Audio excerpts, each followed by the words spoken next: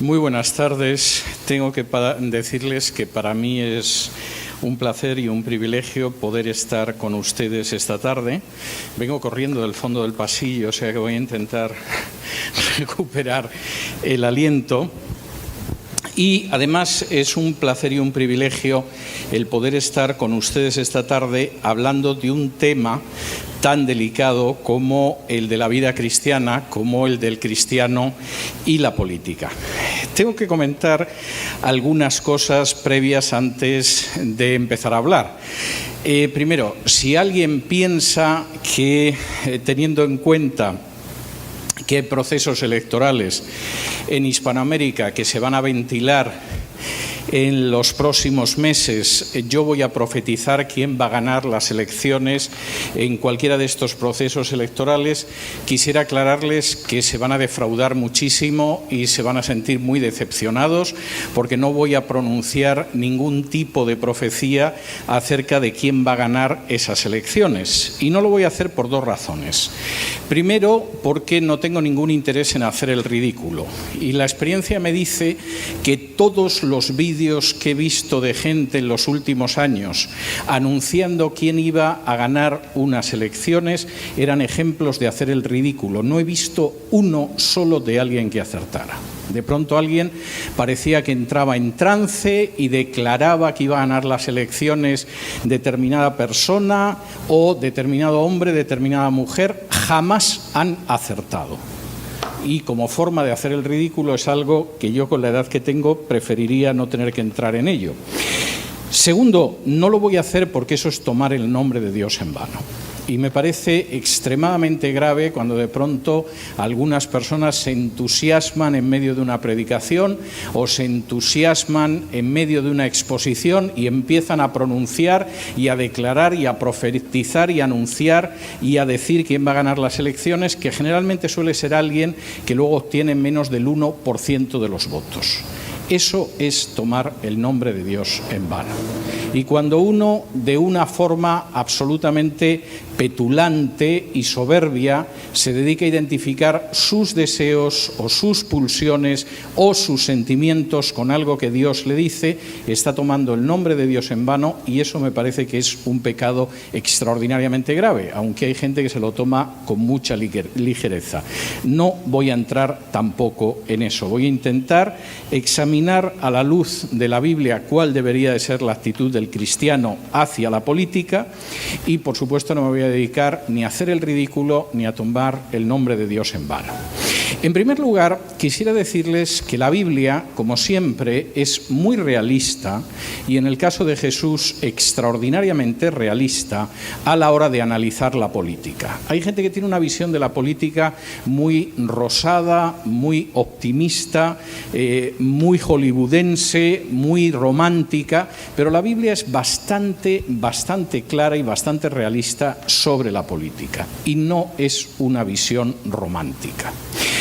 En el caso de Jesús, todavía más. Si me acompañan ustedes al Evangelio de Lucas, capítulo 4, justo antes de iniciarse el ministerio público de Jesús, aparece un episodio en el que la tentación política es expresada, y por cierto es expresada, yo diría, que con tintes absolutamente diabólicos.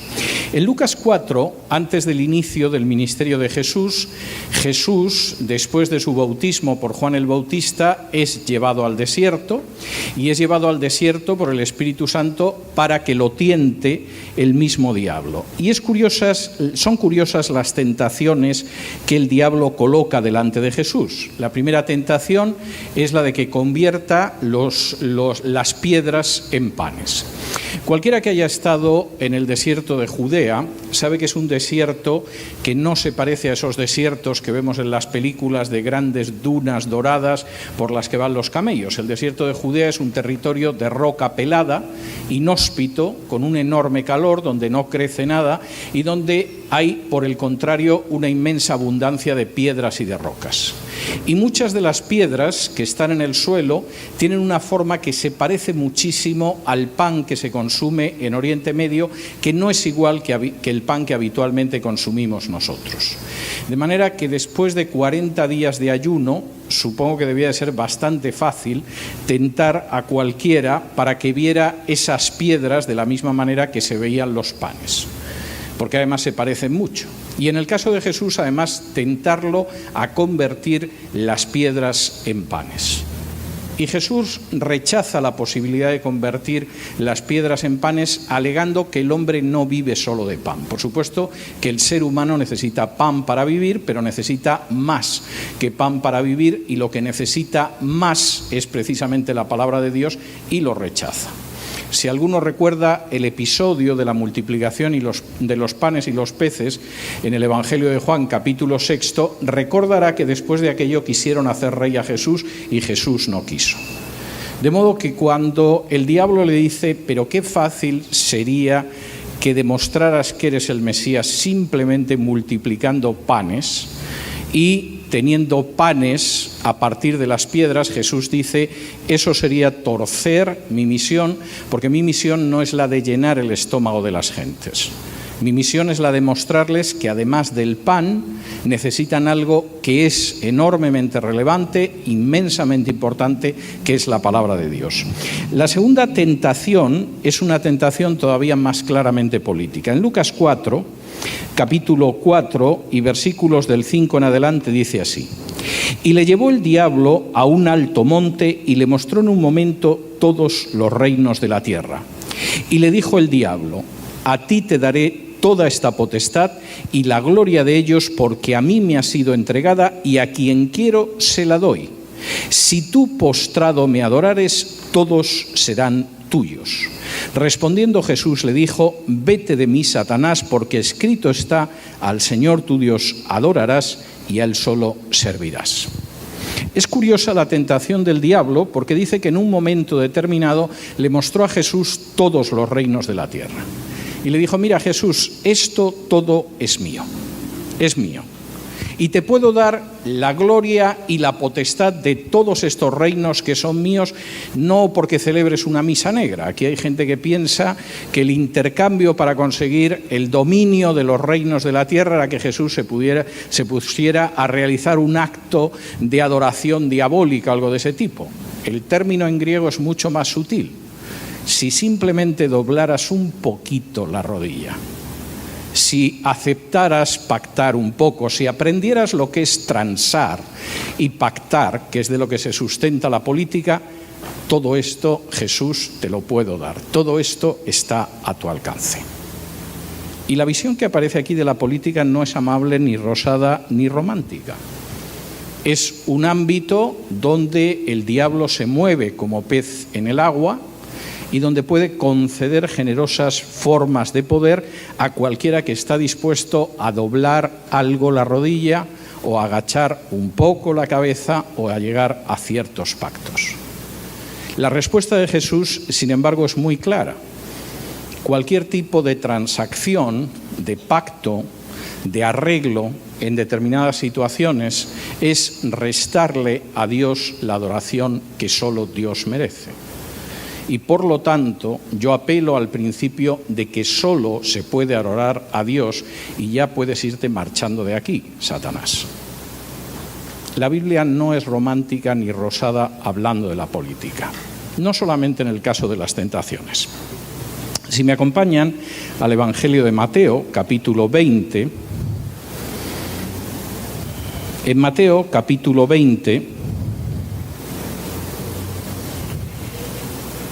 aparece de nuevo una discusión sobre lo que son los gobiernos y la política que deberíamos de tener muy presente. Y por cierto, mañana creo que tengo que predicar en esta iglesia en un par de servicios sobre el Domingo de Ramos y seguramente me voy a extender más sobre este pasaje, pero ahora tengo que detenerme siquiera unos instantes en él.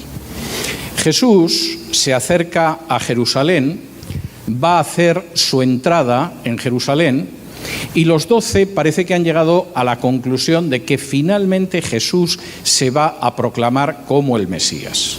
y se va a proclamar públicamente como el Mesías y, por supuesto, va a acabar con toda esa chusma que controla el templo de Jerusalén y va a echar a los romanos y de una vez va a implantar el reino de Dios. Y mientras van bajando los 12 con Jesús, camino de Jerusalén, por supuesto algunos van pensando en que lógicamente ellos van a formar el gobierno del reino de Dios. Y todo el mundo sabe que en todos los gobiernos no todos los ministerios son iguales ni todas las carteras tienen la misma importancia. De manera que Santiago y Juan se adelantan y le dicen: oye, mira Jesús, como aquí va a haber reparto de carteras, como aquí va a haber reparto de ministerios en breve, nosotros dos queremos las dos mejores, ¿Por qué no nos vas a comparar con otros? O sea, nosotros dos somos del grupo de los 3 más importantes, junto con Pedro, a comparar con el Tomás ese que siempre va con dudas o con cualquiera de esos que la gente cuando le hace recitar la lista de los apóstoles nunca se acuerdan de ellos. No, nosotros tenemos derecho a ser algo más importante. Y claro, ya pueden ustedes imaginarse el buen ambiente que crearon las ambiciones de Santiago y Juan. Los otros 10 que de pronto se encuentran con que Santiago y Juan han decidido que quieren tener los 2 principales ministerios en el gobierno del reino de Dios, inmediatamente se indignan en esa situación. Y fíjense lo que dice Jesús, capítulo 20 de Mateo, versículos del 24 en adelante. Cuando los 10 oyeron esto, se enojaron contra los 2 hermanos. Entonces Jesús, llamándolos, dijo: sabéis que los gobernantes de las naciones se enseñorean de ellas y los que son grandes ejercen sobre ellas potestad. En otras palabras, la palabra además aquí para enseñorearse en griego es muy fuerte. Todos sabemos que los gobernantes de las naciones controlan las naciones. No sirven al pueblo, se sirven del pueblo. Y efectivamente esto lo sabemos. Así son los gobernantes de las naciones. Se enseñorean de ellas y los que son grandes sobre todo se dedican a hacer sentir que mandan y que gobiernan. Versículo 26. Mas entre vosotros no será así, sino que el que quiera hacerse grande entre vosotros será vuestro servidor y el que quiera ser el primero entre vosotros será vuestro siervo. ¿Por qué? ¿Por qué dentro del reino los seguidores de Jesús, en vez de recibir una parte de los despojos, como pasa en nuestros países, que gana uno las elecciones presidenciales e inmediatamente coloca a sus parientes y a sus amigos, ¿por qué en el reino de los cielos no va a ser así? ¿Por qué en el reino de Dios no se sigue esa misma norma que en la política que todos conocemos? Versículo 28. Como el Hijo del Hombre no vino para ser servido, sino para servir y para dar su vida en rescate por muchos.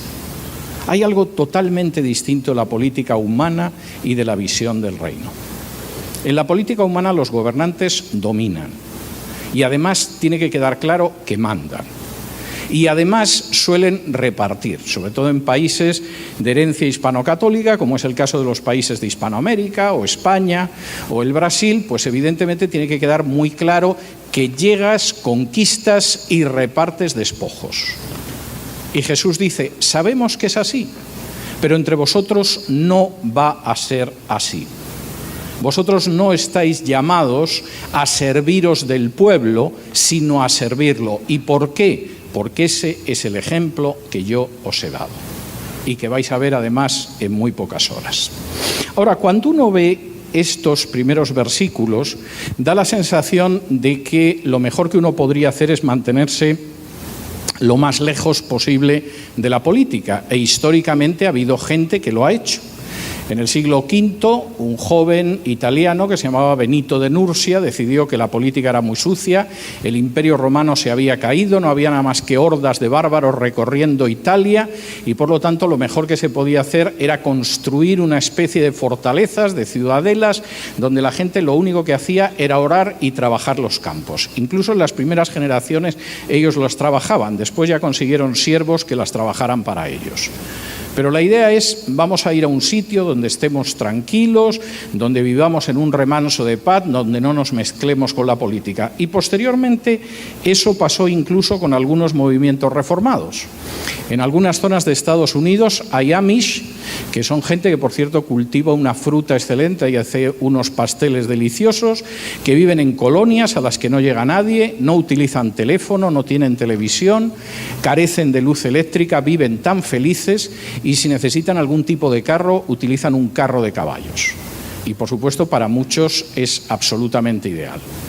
Quisiera sugerir que esos ejemplos extremos no son lo que muestra la Biblia en relación con la política y en los próximos minutos voy a dar 7 patrones, 7 vías de conducta del cristiano en relación con la política. Anuncio que son 7 porque a medida que vayan avanzando ya se van dando cuenta de que queda menos y seguramente sentirán un alivio creciente, pero son 7, les adelanto.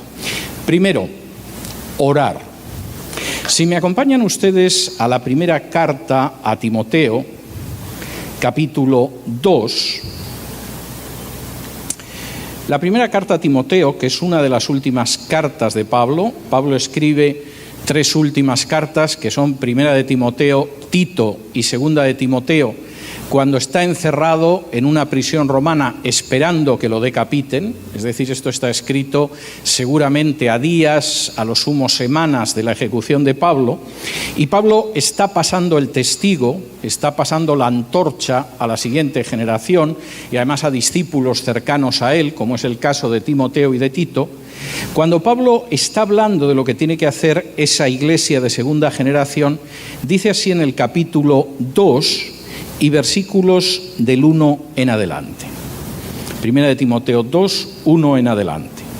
Exhorto ante todo a que se hagan rogativas, oraciones, peticiones y acciones de gracias por todos los hombres, por los reyes y por todos los que están en eminencia, para que vivamos quieta y reposadamente en toda piedad y honestidad. Primera lección, oremos por todos los hombres y oremos de manera especial por aquellos que gobiernan y están en eminencia. ¿Para qué? Para que podamos vivir de una manera tranquila, sosegada, piadosa y honrada. No olvidemos en nuestras oraciones a todos los gobernantes. Bueno, deberíamos orar por la caída de los gobernantes. Mira, ora por todos los gobernantes para que nuestra vida sea una vida en la que podamos vivir quieta, reposadamente, en piedad y honestidad. La primera intervención de los cristianos en política empieza de rodillas y empieza elevando oraciones y peticiones a Dios para que nuestros gobernantes nos lleven a una situación en la que podamos vivir de manera tranquila y reposada, en piedad y en honestidad. Y, por cierto, tengo que decir que al mismo tiempo también para que desconfiemos bastante de aquellos que en vez de presentarse como los que quieren llevar al país hacia una vida quieta, reposada y en piedad, estén pensando en enfrentar a una parte del país con otra parte del país. Deberíamos desconfiar de aquellos que utilizan la división y la discordia social como manera de intentar llegar al poder y como manera de fracturar una sociedad. Las palabras de Pablo son muy claras. Oremos por todos y especialmente por los reyes y los que están en eminencia para poder llevar una vida en la que de forma honrada, de forma piadosa, podamos vivir tranquila y sosegadamente. Segundo, tenemos que iluminar. Si me acompañan a la carta a los Filipenses, por cierto, carta verdaderamente peculiar, yo reconozco que es uno de mis textos preferidos en todo el Nuevo Testamento, y lo es porque es una carta verdaderamente curiosa. Es el texto en el que aparece más veces por versículo cuadrado la palabra alegría o gozo y el verbo alegrarse o gozarse. Uno tendría la sensación de que Pablo lo estaba pasando de lo más bien en algún tipo de lugar a la orilla del mar y que desde su apartamento podía ver la playa. Lo cierto es que Pablo estaba en una mazmorra romana encadenado a la pared, que no es una posición especialmente cómoda, y sin embargo, en una mazmorra romana, sin luz, quizá subterránea, encadenado a la pared, Pablo es capaz de escribir la carta a los filipenses lleno de alegría y llamando a la gente a sentirse gozosa y alegre por Jesús. Es muy fácil, o al menos en apariencia es muy fácil, sentirse alegre, feliz, maravilloso cuando uno tiene un jet privado y 2 o 3 automóviles de alta gama y una cuenta corriente que se salen los dólares de la cuenta corriente porque no caben. Eso no indica una gran espiritualidad. Si acaso el volumen económico de la persona que está en esa situación, lo que no es mucho decir, hay grandes criminales que tienen también una cuenta corriente parecida. Lo que verdaderamente indica que una persona tiene a Cristo en su corazón es cuando puede estar en una situación como la de Pablo cuando escribió Filipenses y escribir algo como la carta a los filipenses. Y mostrar que incluso en las peores situaciones, incluso en lo más hondo de una mazmorra sin luz, incluso encadenado a la pared, uno puede sentirse gozoso porque Cristo va mucho más allá de las condiciones materiales. Ahora, Pablo, que está escribiendo a la gente de Filipos, que era una colonia romana muy importante en Grecia, casi en el paso, casi muy cercana ya al paso hacia Asia, Pablo de pronto les dice algo que es tremendo. Les ha hablado en el capítulo 2 de cómo no deberían de tener rencillas entre ellos, ni discutir entre ellos, ni tener envidias ni resentimientos, sino que deberían seguir el ejemplo de Jesús, porque Cristo, aun siendo en forma de Dios, no se aferró a ser igual a Dios, sino que se vació y se convirtió en un simple ser humano, y no solo en un ser humano, sino en un siervo, y no solo en un siervo, sino en un siervo que murió en la cruz, y por eso el Padre lo glorificó. Y cuando llega a ese punto, Pablo llega a una conclusión que es tremenda. Capítulo 2 de Filipenses y versículos del 12 en adelante. Por tanto, puesto que este es el ejemplo que nos ha puesto Jesús, amados míos, como siempre habéis obedecido, no como en mi presencia solamente, sino mucho más ahora en mi ausencia, ocupaos en vuestra salvación con temor y temblor. Porque Dios es el que en vosotros produce así el querer como el hacer por su buena voluntad. Haced todo sin murmuraciones y contiendas, para que seáis irreprensibles y sencillos, hijos de Dios sin mancha, en medio de una generación maligna y perversa, en medio de la cual resplandecéis como luminares en el mundo. Segundo, si efectivamente el cristiano quiere tener una relevancia, una repercusión política, quiere cambiar su sociedad, además de orar, tiene que ser luminaria en medio de la oscuridad del mundo. Pablo aquí no traza un cuadro rosado y romántico. Vives en una sociedad que se va a ir poniendo a tus pies a medida que tú te muevas, muchacho. Vives en una sociedad que se va a inclinar totalmente ante tu paso y te va a aplaudir. No. Yo, Pablo, encadenado a este muro, lo que os puedo decir es que vivís en medio de una generación maligna y perversa. Y además con no muchas ganas de escucharos. Y además muy entregada a escuchar lo que es falso. ¿Y qué tenéis que hacer en medio de esa generación maligna y perversa? ¿Encerraos en medio de las 4 paredes de la iglesia, que se está muy bien porque todos nos conocemos y cantamos alabanzas? No.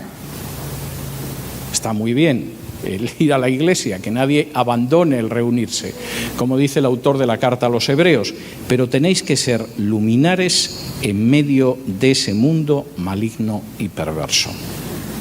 Tenemos que arrojar la luz, porque este mundo no tiene otra luz.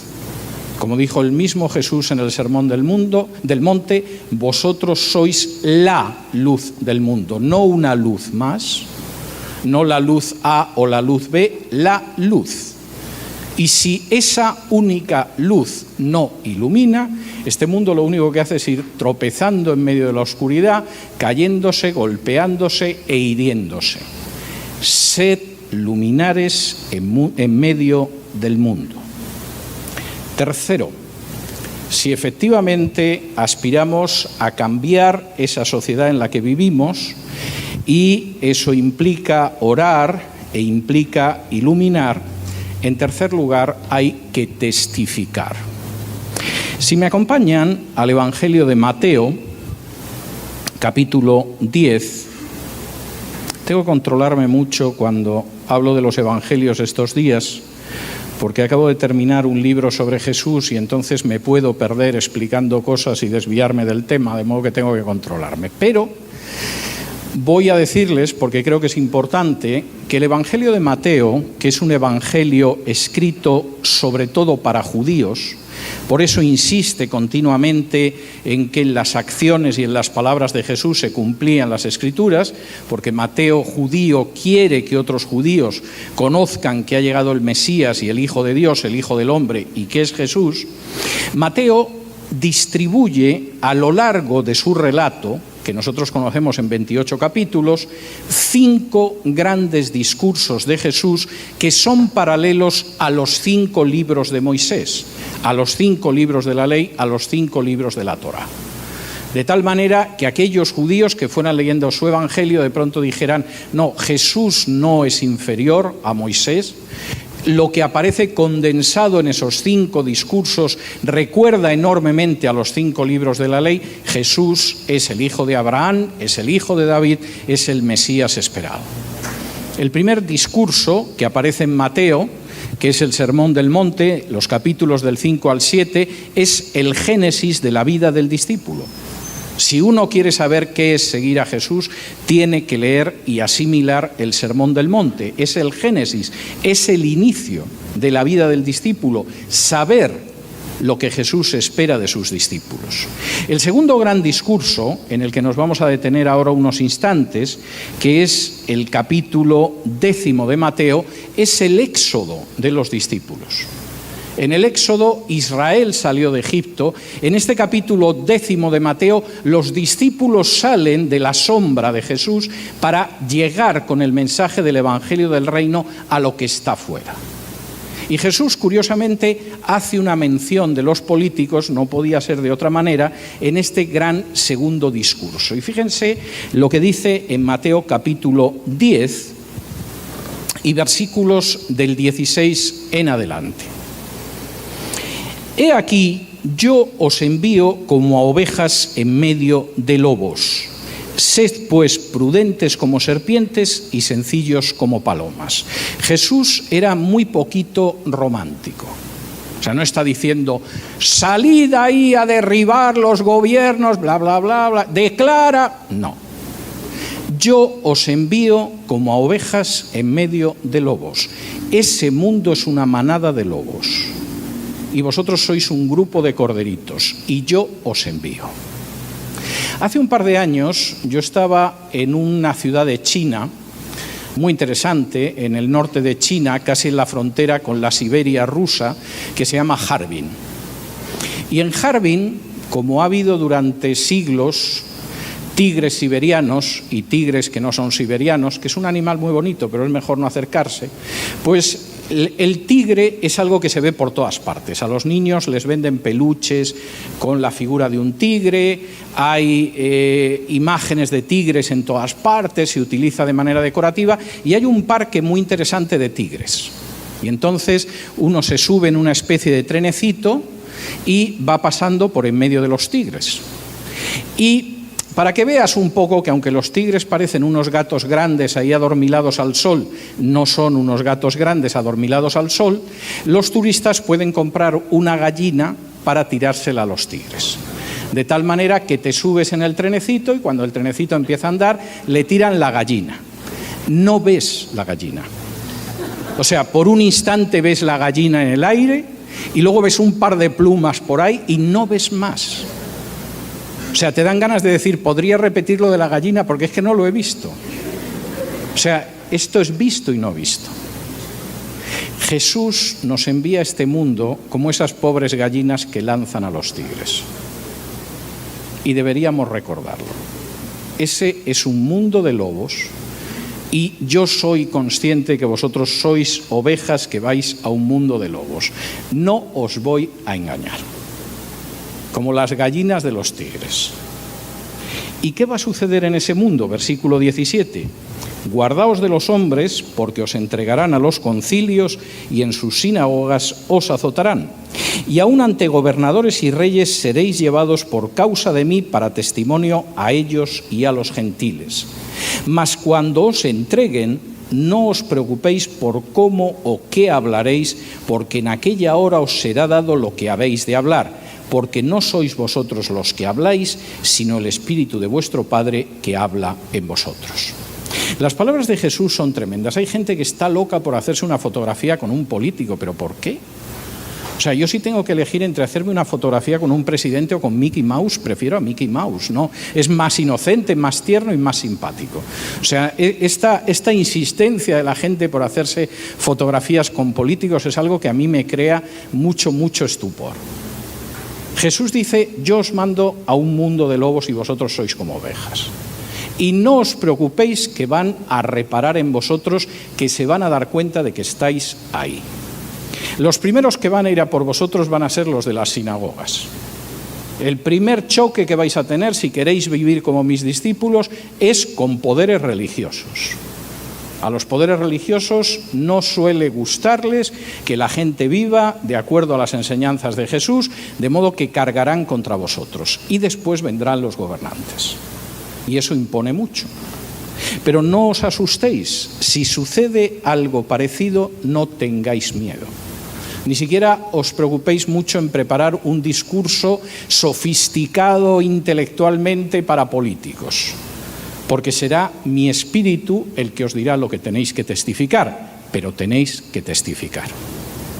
Hace cosa de 7 u 8 años hubo un congreso de evangelización en una ciudad cercana a Madrid, yo vivía todavía en España, y me invitaron para tener una exposición sobre cómo presentar el evangelio a los políticos. Y a mí aquello me parecía cómico. Tengo la sensación de que mis hermanos habían llegado a la conclusión de que yo poseía una fórmula mágica que ocultaba solo para mí, que me permitía testificar a los políticos. Y ellos no tenían la fórmula mágica y a lo mejor yo les revelaba la fórmula mágica, igual que hay madres que le revelan a sus hijas, pues, qué sé yo, la receta del lomito salteado, por ejemplo. Y entonces yo podía revelar esa fórmula. Y recuerdo que yo empecé mi exposición diciendo que el mensaje del Evangelio es igual para una persona que limpia las calles que para un presidente, para una persona que sirve mesas que para un congresista, y para una persona que despacha los tickets del autobús que para un senador. Y el que no comprende esto no se ha enterado de lo que es el Evangelio. La tercera misión es testificar. Y no os preocupéis, porque si tenéis que comparecer ante cualquiera de esas personas, realmente será el Espíritu Santo el que os guíe para dar testimonio. De manera que hay que orar, hay que iluminar la sociedad en la que vivimos, perversa y maligna. Según las palabras de Pablo, hay que testificar. Cuarto, tienen ustedes que conocer su sociedad. Tienen ustedes que conocer su historia. Y por cierto, creo que hay una reunión de jóvenes después y tendré que dar algunas pinceladas de la historia del Perú para saber dónde nos movemos. Pero si estuviéramos en Guatemala o en Argentina, lo haría con la historia de sus países. En mi país existe una forma peculiar de enfocar la historia que algunos denominamos la leyenda blanca. Cada vez que alguien se atreve a negar que los españoles llegaron a este lado del mundo repartiendo caramelos a los indígenas y enseñándoles la verdadera fe, y alguien dice, oiga, eso no es verdad, inmediatamente gritan, leyenda negra, leyenda negra. De modo que cualquier cosa que se diga en contra de la conquista es una leyenda negra y han construido una leyenda blanca. Y además hay gente que le encanta creerse la leyenda blanca. Y por supuesto es imposible conocer la historia de un país si nos creemos la leyenda blanca y todo aquello que apunta a los pecados históricos de cada uno de nuestros países lo ocultamos. Es absolutamente imposible corregirlo, de la misma manera que es imposible curar la enfermedad de un ser humano si negamos que está enfermo.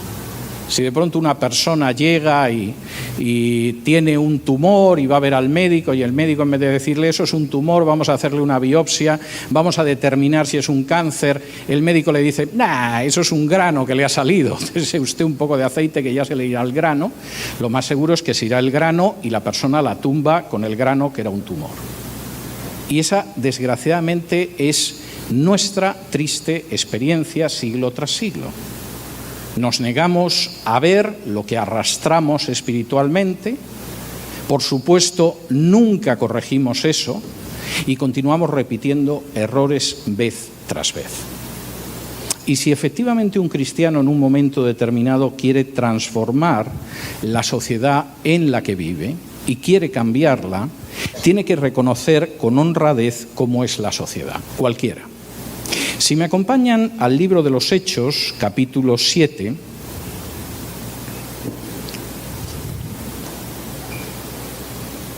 y versículos del 51 en adelante, aparece el testimonio de un cristiano que no tenía el menor inconveniente en decir la verdad a sus compatriotas de la situación espiritual que llevaban arrastrando desde hacía siglos.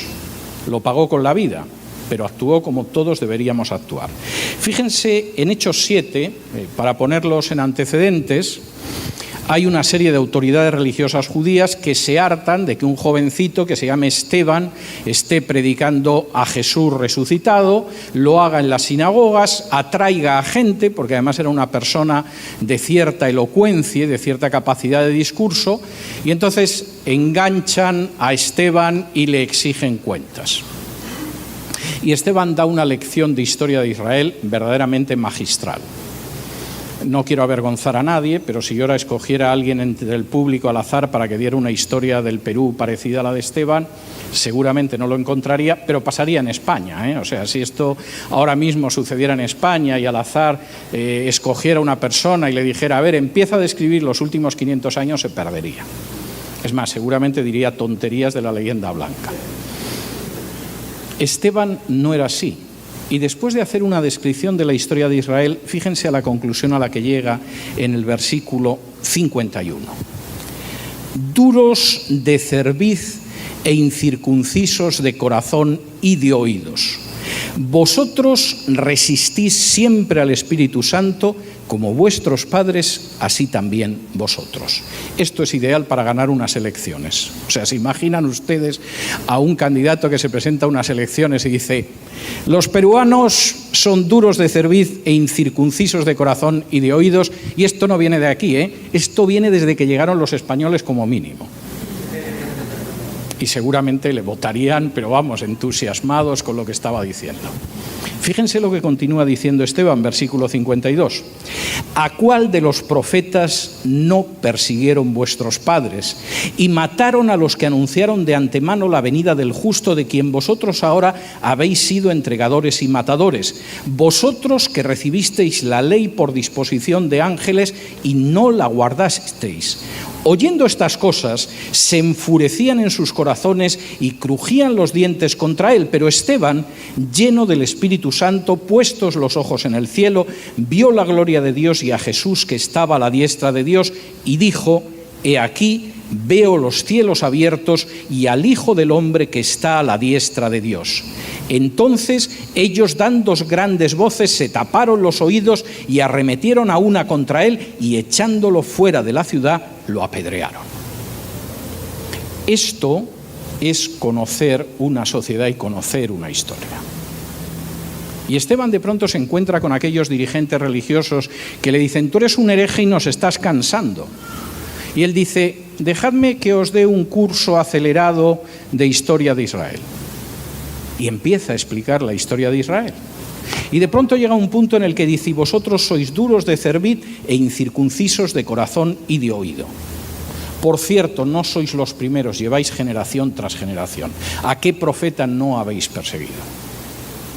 Y cuando ha llegado el Mesías, además le habéis dado muerte. Sí, la ley de Moisés la recibisteis, pero esta es la realidad histórica y la única salida es que miréis a aquel que está sentado a la diestra de Dios, que es el Hijo del Hombre. Y la reacción de esta gente fue la reacción en muchos periodos históricos. Empezaron a gritar, porque los gritos son la manera de silenciar la voz que habla la verdad. Se taparon los oídos, no fuera que todavía les entrara alguna de esas frases ofensivas de Esteban, lo arrastraron hasta las afueras y lo apedrearon hasta matarlo. El pueblo de Dios, que quiere cambiar su país, tiene que tener el suficiente conocimiento de la historia de su país, de la realidad de la sociedad de su tiempo, como para poder decirles dónde están. Sí, este país tiene cosas muy buenas, tiene paisajes extraordinarios, tiene un legado cultural fantástico y tiene una de las mejores gastronomías del mundo, hasta donde yo sé, de las 3 primeras de este planeta. Pero en este país había idolatría antes de que llegaron los españoles y después los españoles trajeron su idolatría. Y durante más de medio milenio a la idolatría anterior a la llegada de los españoles se ha sumado además la idolatría propia de los españoles. Y cualquiera que lea a los historiadores de Indias sabe que cuando los españoles trajeron sus propias imágenes, los indígenas de esto que ahora se llama Perú colocaban en las iglesias debajo de las imágenes de los españoles sus propias imágenes, para que cuando se arrodillaban ante una imagen de la Virgen o de un santo, pareciera que le estaban rindiendo culto, aunque en realidad rendían culto a las otras imágenes. Y cuando la Inquisición, que los españoles habían traído a este país, de pronto detenía a esos indígenas y les decía: pero bueno, ¿no sabéis que rendirse ante un ídolo es idolatría? Los indios decían con una lógica aplastante: ¿y por qué son idolatría nuestras imágenes y no son idolatría vuestras imágenes? Y evidentemente la pregunta era buena. Y de pronto, cuando uno conoce la historia de su país y la sociedad en la que vive, de pronto tiene que decir: no es extraño que llevemos como mínimo medio milenio dando vueltas y que nuestra historia parezca una sucesión de desgracias como una cadena rusa en que subimos y parece que todo va bien, pero de nuevo nos volvemos a desplomar. Y empezamos otra vez a subir y ¡bom!, nos volvemos a desplomar. Porque realmente nunca ha habido una aceptación masiva del Evangelio. Ha habido costumbres religiosas, imágenes, procesiones, lo que se quiera, pero nunca hubo un abrazar el Evangelio. Mis queridos compatriotas, sean de donde sean, duros de cerviz e incircuncisos de corazón y de oídos. Si quieren ustedes cambiar esta sociedad y transformarla y mostrar lo que hay, tienen ustedes que conocer la historia de este país y cómo es la sociedad de este país y dónde este país no ha salido jamás de la negrura, como no ha salido el país donde yo nací, y arrojar luz sobre esa situación. Quinto, tienen ustedes que trabajar para transformar realmente esta sociedad. Y permítanme decirles que el oficio de político está muy sobrevalorado. La transformación de la sociedad, por regla general, no la realizan los políticos, se realiza desde abajo y se realiza además entrando en problemas muy concretos. Déjenme que les mencione algunos problemas del Perú. No es que les tenga mala querencia, todo lo contrario, les quiero de corazón. Pero estamos hablando en Perú y tengo que centrarme en algunos de esos problemas. Por ejemplo, tienen ustedes todavía casi un 6% de analfabetos en Perú. El número de analfabetos en Perú es de 1.369.295 según cifras oficiales. Más de 1,4 millones, casi 1.400.000 peruanos no saben leer ni escribir. En algunas zonas del país, por cierto, tengo que decirles que el porcentaje de analfabetos roza el 15%. ¿Cómo leerán las escrituras esas gentes que no saben ni leer ni escribir, ni siquiera escribir su nombre para firmar? ¿Quieren ustedes cambiar esta sociedad? Eduquen a sus analfabetos. Les voy a decir más. Muchas de las personas que se dedican a la educación, y por regla general la gente que se dedica a la educación está mal pagada y mal considerada en todos los países de herencia hispano-católica. Se les desprecia, se les malpaga y se les desatiende. La labor que pueden hacer para cambiar su sociedad, para transformar positivamente su sociedad, esos maestros y esas maestras que están mal pagados y que están mal considerados, es muchísimo mayor que la que suele hacer cualquier congresista, cualquier ministro y cualquier senador. La sociedad puede que no se lo reconozca, pero tengan ustedes por seguro que esa gente que se ocupa de esos niños, de enseñarlos a leer y escribir, de empezar a moverse en la educación en esta vida, está haciendo un papel extraordinario. Y aquellas personas que quizá ya han dejado de confiar en las escuelas por muchas razones y asumen la tarea de educar a sus hijos en casa, esa gente que se conoce con el término inglés de homeschooler, o que practican el homeschooling, que educan a sus hijos, están haciendo un aporte a la sociedad seguramente mucho más importante que la inmensa mayoría de gente que se pueda sentar en la Asamblea Nacional en este país. ¿Quieren ustedes cambiar esta sociedad? Dedíquense a la educación. ¿Quieren cambiar ustedes esta sociedad? Piensen en los alcohólicos. En Perú hay más de 1.700.000 alcohólicos. De ese más de 1.700.000 alcohólicos, cerca de 600.000 son mujeres. Cerca de 100.000 son niños. Hay 100.000 niños en este país que ya son alcohólicos. ¿Quieren cambiar la sociedad? Piensen en aquellas personas que viven en la esclavitud de una botella. Y piensen en cómo acercarse a esa gente que no puede vivir si no se está envenenando con el alcohol. ¿Quieren ustedes cambiar esta sociedad? Hay 1.200.000 personas que han consumido marihuana en el Perú. No todos han seguido después por el camino de la droga, pero en estos momentos en Perú no hay menos de 10.000 niños y adolescentes que son dependientes de la droga. Hablo solo de niños y adolescentes. Y del año 2010 al 2017, el número de niños y adolescentes que se convirtieron en dependientes de la cocaína se triplicó. Y la edad media para empezar a consumir éxtasis en el Perú es solo 14 años. ¿Quieren cambiar su sociedad? Sepan que en esta sociedad hay cerca de 1,5 millones de analfabetos, que hay cerca de 2 millones de alcohólicos, que la droga empieza a golpear a los niños o que hay 400.000 abortos al año. Estoy totalmente de acuerdo con todas las organizaciones pro vida que quieren impedir la legalización del aborto, pero al mismo tiempo pienso que hay que atender a las mujeres que están dudando entre abortar o no abortar. Y son 400.000 al año en este país. ¿Quieren cambiar la sociedad? Busquen y llamen a esas mujeres para que no destruyan una vida y ustedes puedan salvar dos, la de la criatura que va a seguir viviendo y la de la madre.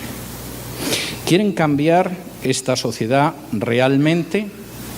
Pues piensen ustedes en los niños de este país, porque el 73,8% de los niños de este país entre los 9 y los 11 años, 73,8% han sufrido algún tipo de violencia.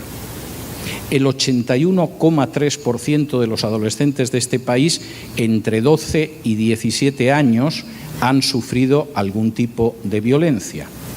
Y el 27% de las víctimas del tráfico sexual en este país son menores de edad. ¿Quieren cambiar la sociedad del Perú? Piensen en esos niños. Y les voy a dar otra manera de cambiar esa sociedad. El 10% de la gente de este país sufre discapacidades. En concreto, algo más de 3 millones de personas. Cerca del 49% sufren discapacidades de la vista.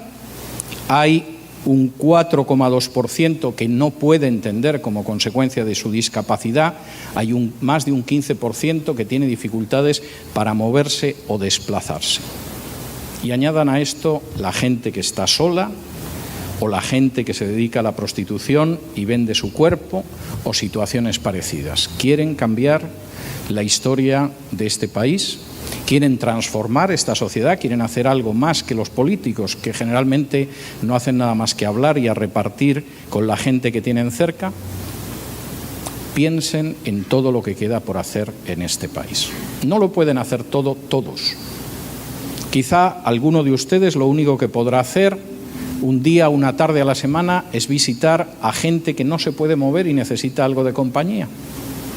Quizá alguno de ustedes pueda pensar en educar a gente que son analfabetas. A veces son gente mayor que han venido desde el campo. Quizá a veces no puedan hacer nada más que visitar a algunos enfermos que están solos y olvidados en los pabellones de un hospital. Quizá solo puedan visitar a ancianos. Háganlo, porque eso va a cambiar esta sociedad mucho más profundamente de lo que puedan hacer las promesas de cualquier político. Sexto, no solo oren, no solo arrojen su luz, no solo testifiquen, no solo conozcan su sociedad para poderla cambiar, no solo trabajen, aunque sea muy humilde y modesta y anónimamente, en cambiar un poco esa sociedad, resistan también. Si me acompañan a Hechos, capítulo 5, aparece uno de mis versículos preferidos, tengo que reconocerlo. Es un pasaje en el cual vuelven a detener a Pedro y a Juan, porque Pedro y Juan están empeñados en seguir testificando acerca de la resurrección de Jesús. Los vuelven a detener y los llevan ante el Sanedrín. Y dice así en Hechos capítulo 5 y versículos del 27 en adelante. Cuando los trajeron, los presentaron en el concilio y el sumo sacerdote les preguntó diciendo: ¿no os mandamos estrictamente que no enseñaseis en ese nombre? Y ahora habéis llenado a Jerusalén de vuestra doctrina y queréis echar sobre nosotros la sangre de ese hombre. Respondiendo Pedro y los apóstoles dijeron: es necesario obedecer a Dios antes que a los hombres. Resistan cuando haya que resistir. Y tengan presente que nosotros tenemos que tener temor de Dios, pero jamás miedo de los hombres. Y las palabras de Pedro en ese sentido son enormemente claras. Nosotros vamos a obedecer a Dios siempre antes que a los hombres. Y resistiremos aquellas medidas que son inicuas y que son contrarias a nuestra conciencia. No vamos a obedecer cosas que choquen con el compromiso que tenemos con Dios, porque vamos a obedecer a Dios siempre antes que a los hombres. Séptimo, y esto es bastante importante, aunque tengo que decir que conecta con el tema de las elecciones, sobre cuyo resultado yo no voy a profetizar.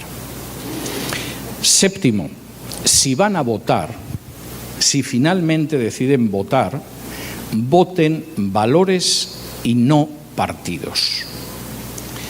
Una persona que hubiera vivido en Estados Unidos en los años 60 del siglo pasado, si hubiera sido una persona muy liberal, hubiera votado a los republicanos, y si hubiera sido muy conservador, muy conservador, sobre todo en el sur de Estados Unidos, hubiera votado a los demócratas.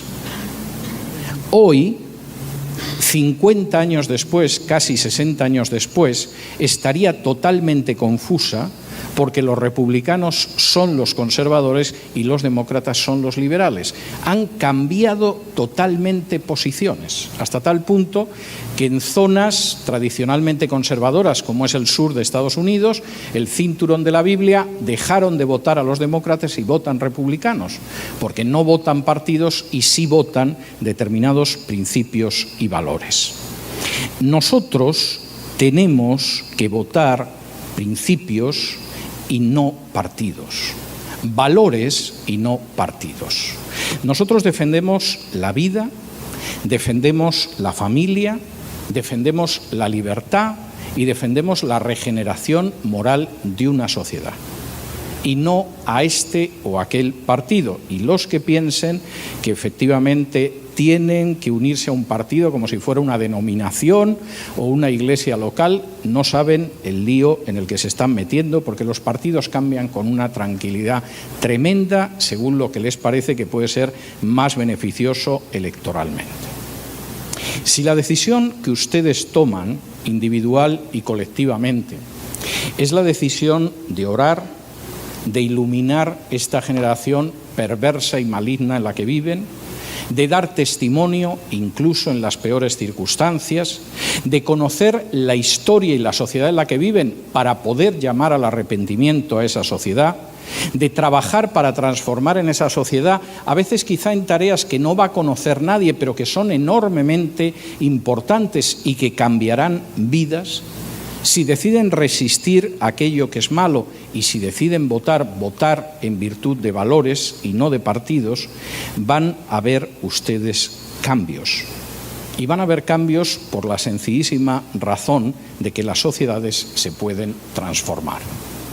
A inicios del siglo XVI, la sociedad con mucho más importante, más rica, absolutamente hegemónica, era el Imperio Español.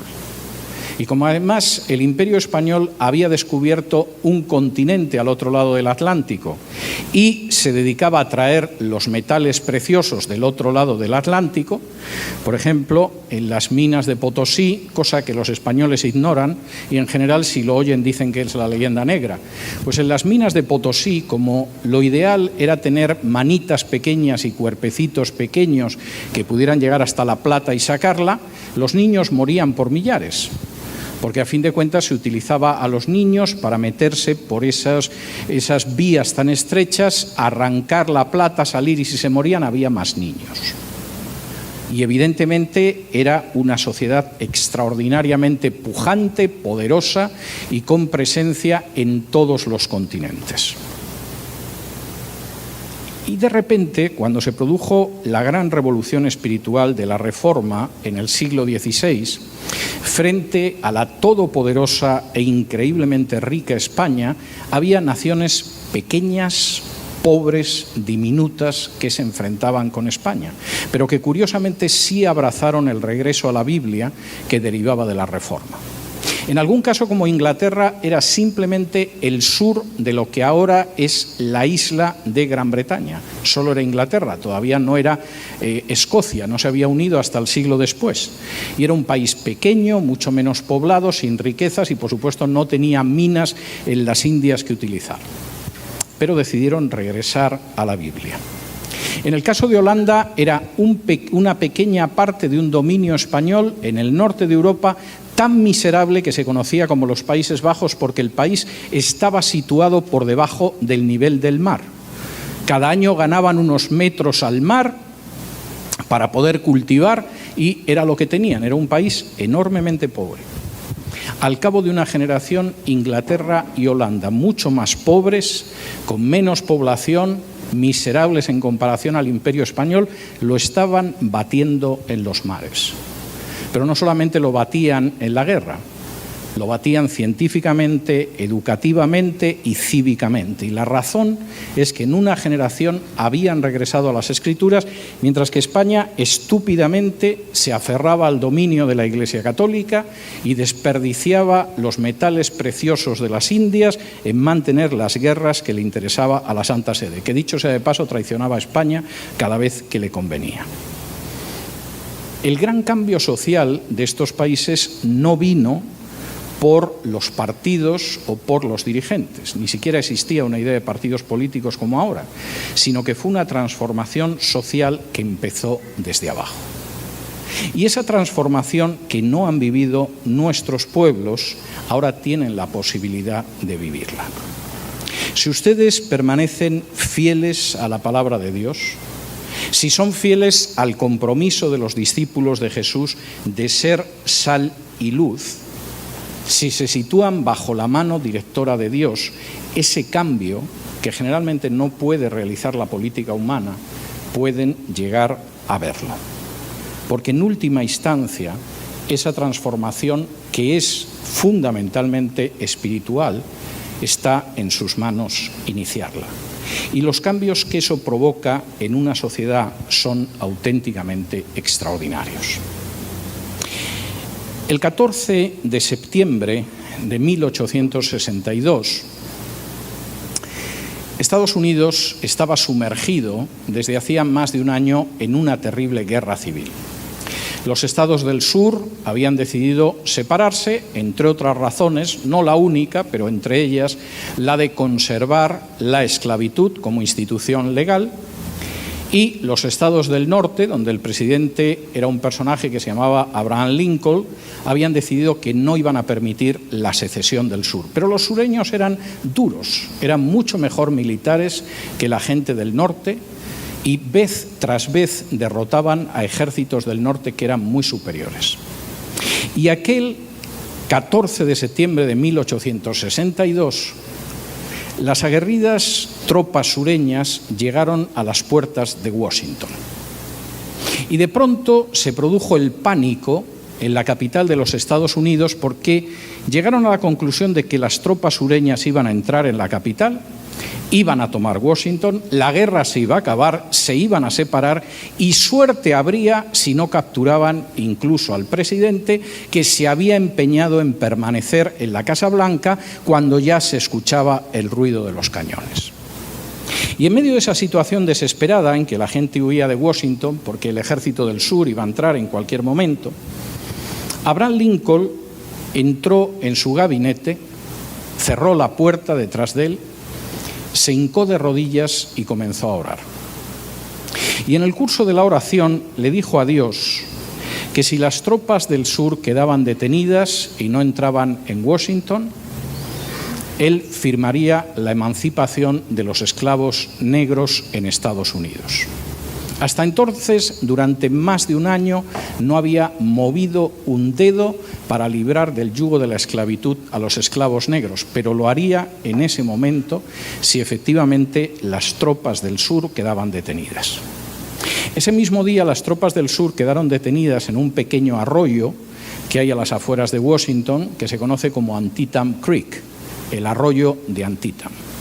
E inmediatamente Lincoln convocó a su gabinete para decirle que iba a proclamar la emancipación de los esclavos negros, la liberación de los esclavos negros. Y su gabinete casi empezó a aullar y a decirle: señor presidente, eso no es posible. No estamos ganando esta guerra.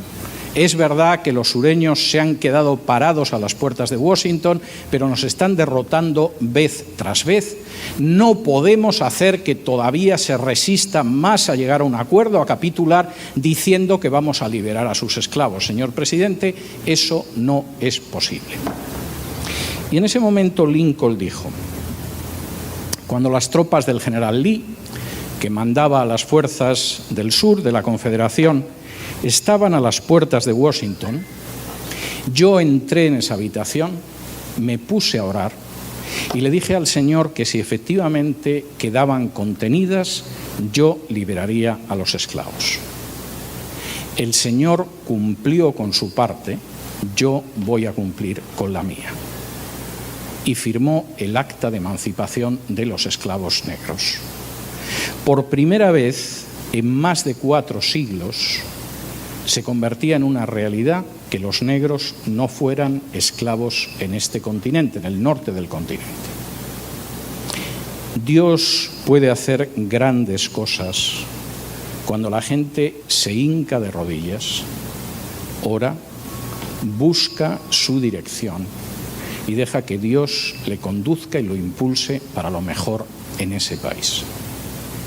Y eso es algo que ustedes pueden llegar a ver. Muchas gracias, que el Señor les bendiga.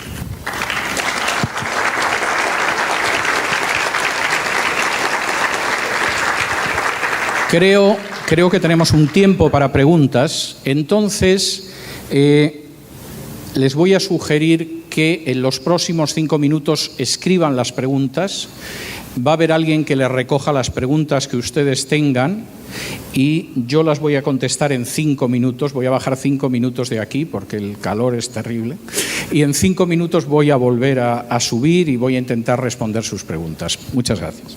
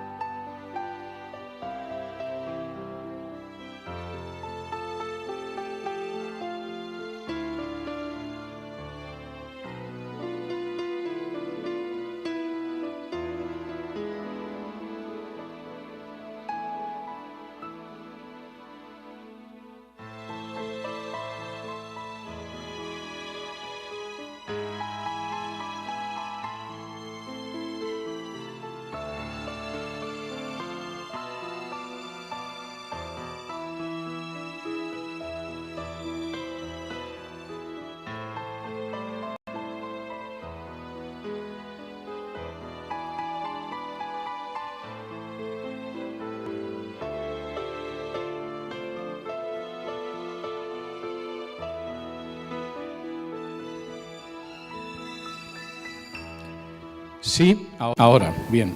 Voy a empezar con las que tengo y si aparece alguna más, pues intentaré responderlas.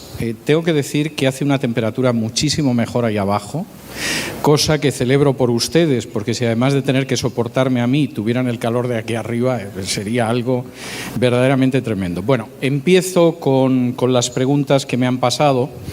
Dice así: ¿un cristiano puede formar parte de un partido político? Bueno, supongo que no de cualquier partido político.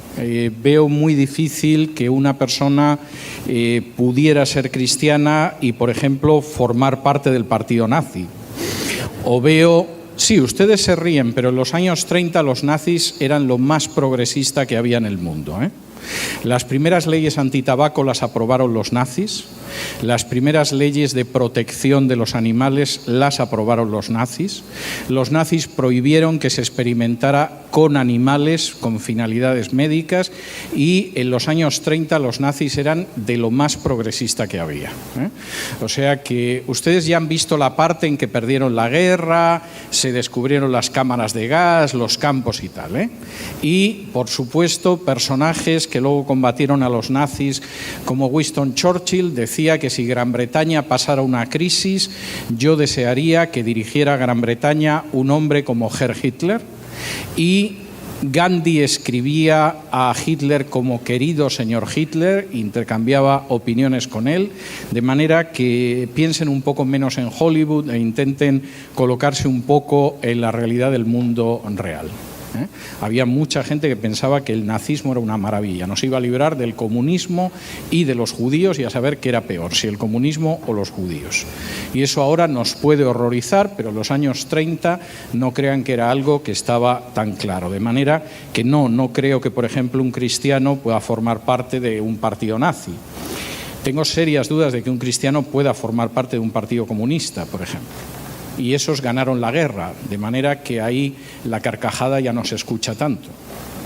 Pero hubo más gente que murió en los campos de concentración de la Unión Soviética que los que murieron en los campos de concentración nazis. Y es un hecho que se suele pasar por alto. Y junto con esto, es decir, esos son casos extremos, junto con eso, yo creo que cualquier persona que entra a formar parte de un partido político tiene que pensar hasta qué punto eso le va a colocar en situaciones comprometidas para su vida cristiana. Yo tengo claro que nuestra primera lealtad es hacia el Señor y que luego podemos tener otro tipo de lealtades. Es decir, si es usted del club de la pesca con caña, pues no tiene por qué estar mal, pero evidentemente sería absurdo que la pesca con caña tuviera prioridad sobre la fidelidad al Señor y a su Iglesia, y lo pienso también en el caso de los partidos políticos. Y el gran problema de los partidos políticos es que muchas veces exigen transar y pactar y aceptar cosas que no son aceptables. A mí me han ofrecido varias veces entrar en un partido político. La última no hace mucho y era un partido de los Estados Unidos y siempre lo he declinado, fundamentalmente porque creo que me va a crear una serie de problemas que me puedo evitar y que no tengo ninguna necesidad de tener. Pero creo que hay gente que es cristiana, está en partidos políticos y cumple un buen papel. Es una decisión que tiene que tomar cada uno, pero tiene que tener en cuenta las dos cosas. Primero, nuestra primera lealtad es hacia el reino. Y segundo, aparte de que nuestra primera lealtad es hacia el reino, nunca podemos hacer concesiones a la vida de discípulos de Cristo. La segunda pregunta es si el pensamiento liberal clásico es un pensamiento bíblico. No es un pensamiento bíblico, pero sí está muy influido por categorías bíblicas. El pensamiento liberal clásico surge en países donde tuvo lugar la Reforma. Hay un intento desde hace décadas de algunos católicos por decir que el liberalismo empezó con la Escuela de Salamanca en España. La Escuela de Salamanca no era ni preliberal. Es decir, hicieron alguna formulación económica que se acerca a la economía clásica, pero ni tuvieron ese pensamiento y es hasta dudoso que se pueda hablar de una Escuela de Salamanca. El pensamiento liberal es un pensamiento que está muy influido por reformados. John Locke era, por ejemplo, hijo de un pastor evangélico y escribió más obras de teología que obras de política liberal. Y de hecho él pensaba que iba a pasar a la historia por sus comentarios bíblicos, lo que no es cierto, pero él lo creía. Y estaba muy influido en algunos aspectos porque, por ejemplo, el pensamiento liberal cree en la necesidad de separación de poderes y en la necesidad de que el poder esté dividido y esté sometido a la primacía de la ley, y todo eso deriva de la Reforma protestante del siglo XVI y deriva de la Biblia. Voy a poner un ejemplo. Uno de los problemas que tenemos al sur del Río Grande, pero también al sur de los Pirineos, es que no creemos en la separación de poderes porque creemos que puede haber siempre alguien que acabe arreglando los problemas. Es decir, va a aparecer un redentor. A veces el redentor se llama Fidel Castro, a veces se llama Hugo Chávez, a veces se llama Juan Domingo Perón, a veces se llama Fujimori, a veces es el general Velasco Alvarado. Es decir, el redentor ha tenido muchos nombres, muchas tendencias y ha aparecido en los distintos países de Hispanoamérica. Y entonces creemos en esa salvación, porque venimos de una tradición hispano-católica donde el rey era absoluto, no estaba sometido a la ley, era ungido por el poder de la Iglesia Católica y se supone que solucionaba todo. Generalmente no solucionaba nada y hundía al país, pero, en fin, eso es también leyenda negra. Entonces, el pensamiento liberal partía de un principio bíblico, que es el de que el ser humano, como ser humano individual y como especie, está caído como consecuencia del pecado. Es decir, no esperemos que un redentor arregle todo, porque por muy bien que lo haga, nunca dejará de ser un pecador ni de tener en su vida las consecuencias del pecado. Y entonces lo que hay que hacer no es que el poder sea absoluto para que el redentor arregle todo. No, lo que hay que hacer es dividir y controlar el poder para evitar llegar al despotismo. Hace algo más de 2 años yo volví a leer la correspondencia de los padres fundadores de Estados Unidos. La había leído, pero la había leído siempre en porciones, nunca la había leído de una manera de corrido y todos a la vez, que de pronto la imagen panorámica ilumina mucho más. Entonces, había 2 cosas que me llamaron mucho la atención. Primero, que los padres fundadores en Estados Unidos conocían muy bien la Biblia. Y tú lees la correspondencia entre ellos y están citando pasajes de la Biblia como si fueran 2 pastores que se escriben. La conocían muy bien, la citan continuamente, es algo que forma parte de su herencia cultural. Pero la siguiente cuestión es que uno de los pasajes que más citan, por no decir el que más citan, es el texto de Jeremías, donde Jeremías dice que el corazón del hombre es engañoso. Es decir, el corazón del hombre se engaña a sí mismo y tiende a engañar a los demás. Y entonces la referencia de los padres fundadores siempre es, como el corazón del hombre es engañoso, no puede haber nadie con poderes absolutos, porque siempre se convertirá en un tirano. El poder tiene que estar dividido y controlado. Y ellos crean un sistema que es lo que se conoce en inglés como checks and balance, o frenos y contrapesos en español, en el cual los distintos poderes se controlan entre sí, porque como haya una persona que controle todos los poderes, vamos hacia la tiranía sin remisión. Y en ese sentido, el liberalismo está enormemente influido por el pensamiento reformado, y algunos de los primeros autores liberales es que además eran protestantes muy convencidos y que además hasta les interesaba más la teología que otra cosa. La siguiente pregunta es, ¿el capitalismo es bíblico? Gracias. Bueno, no necesariamente tiene que ser antibíblico. El capitalismo es una forma de producción y, en principio, la forma de producción capitalista, en principio, no tiene por qué ser ni bíblica ni antibíblica. En términos de producción y de creación de riqueza, es el sistema más eficaz que conocemos.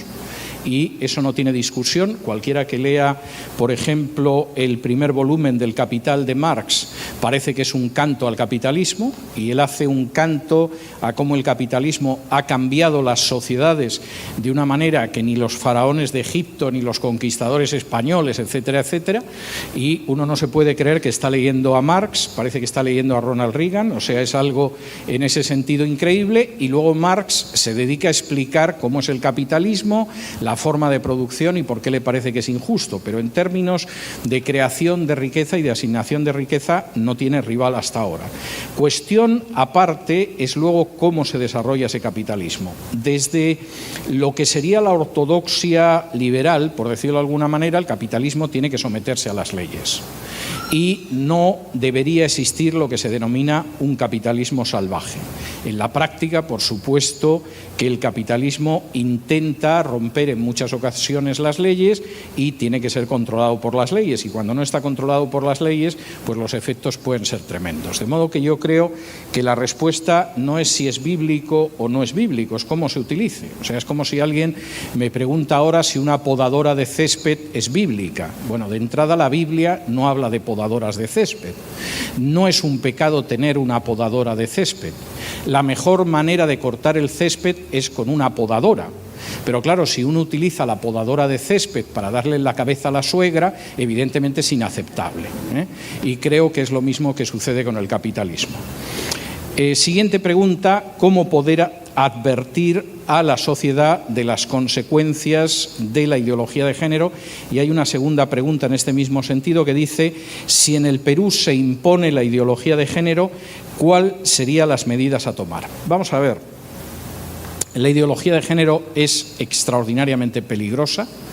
Lo es de por sí, pero lo es también porque es un instrumento privilegiado y esencial de una agenda de dominio mundial, de una agenda globalista de dominio mundial, y ciertamente la única manera que ustedes tienen de advertir a la sociedad las consecuencias de la ideología de género es movilizarse continuamente para contarle a la sociedad lo que se le viene encima. Es decir, desde los padres en las escuelas a la gente que trabaja en medios de comunicación, etcétera, etcétera, etcétera.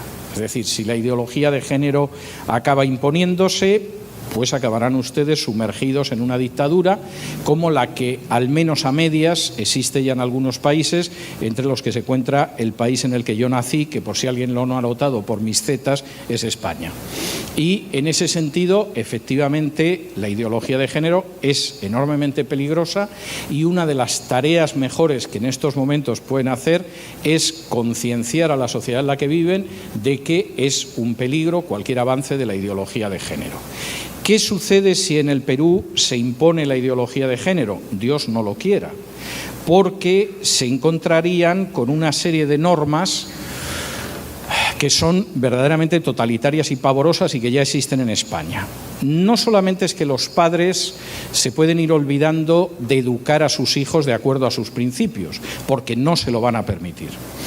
Es que además hay otra serie de leyes relacionadas con la ideología de género que se impondrían. Se impondría una ley de aborto, que es algo maravilloso para los que quieren controlar el crecimiento de la población, quiera la población o no, lo van a controlar. Para que ustedes se hagan una idea, desde las primeras leyes de legalización del aborto en los años 80, en este planeta ha habido más de 1.400 millones de abortos. Es decir, es lo que es la población de China. Es como si un día de pronto nos levantáramos y no hubiera un chino en el mundo. Pues eso sería el equivalente a los abortos que ha habido desde los años 80, cuando se empezó a legalizar. Es una medida de disminución de la población de este planeta, cosa que no les van a decir nunca, pero que aparece en documentos que tampoco son de tan difícil acceso.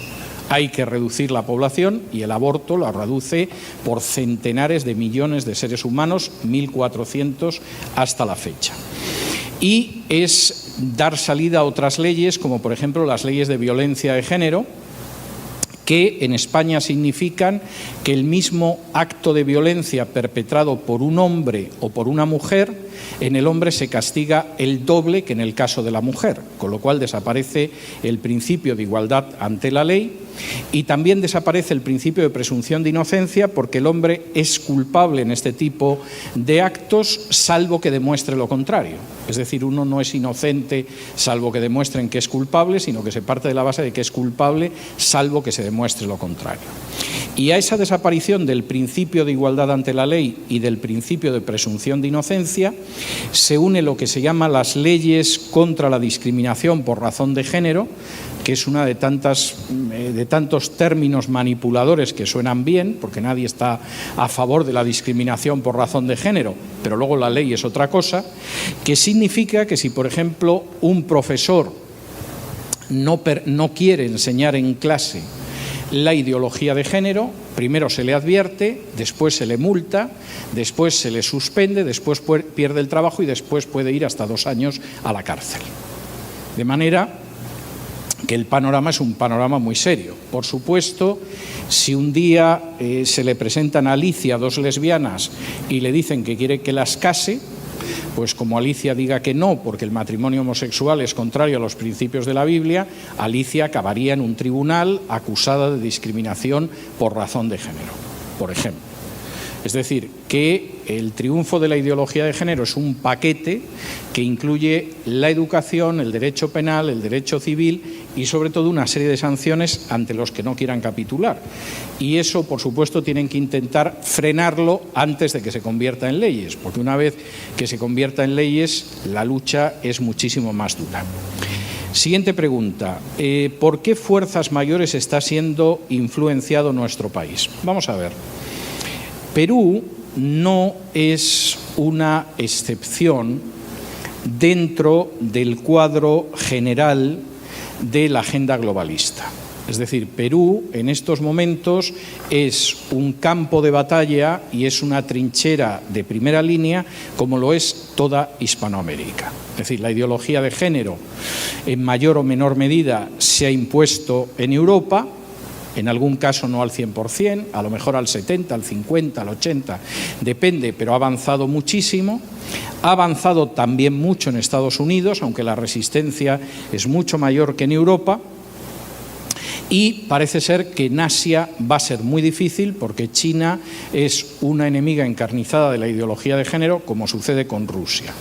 Y entonces el gran campo de batalla es Hispanoamérica, es decir, hay que imponer la ideología de género en Hispanoamérica y, según el plan, Hispanoamérica va con 2 o 3 años de retraso sobre lo que se suponía que iba a ser la imposición de la ideología de género. Esto se tendría que haber zanjado hace 2 o 3 años, los hispanoamericanos se han puesto borricos y no hay manera de imponérselo, y entonces esto está provocando la ira de señores como George Soros, que últimamente se ha gastado 17.000 millones de dólares, han oído bien, 17.000 millones de dólares, fundamentalmente en impulsar la ideología de género, con gente que les para los pies en Hispanoamérica, fundamentalmente evangélicos. En medio de esa situación, la situación de los países es muy complicada porque los organismos internacionales o determinados gobiernos subordinan, condicionan la ayuda a determinados países al hecho de que acepten la ideología de género en sus leyes. Entonces, claro, en un momento determinado, Argentina, que no tenía en sus planes el matrimonio homosexual ni por aproximación, pero que quiebra económicamente con Cristina Fernández de Kirchner, necesita que le renueven créditos internacionales.